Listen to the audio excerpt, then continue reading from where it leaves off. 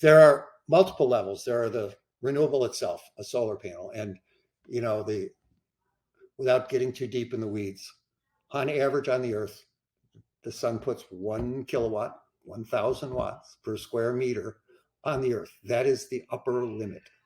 Now it varies depending on latitude and altitude, but that's the global average.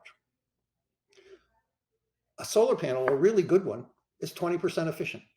So that's 200 watts a square meter under ideal conditions. You can sit down and calculate, okay, if my house consumes 3 kilowatts on average, right? And you're doing 200 watts a square meter. I'll see if I can do this in my head. You're going to have 15 square meters. 15 square meters gets you, that's 3 kilowatts. Just for that, 15 square meters is a lot. Because you're talking about a square meter is 3 feet by 3 feet. So now you're talking about a solar farm that's, call it 50 by 50 in feet. Where are you putting that?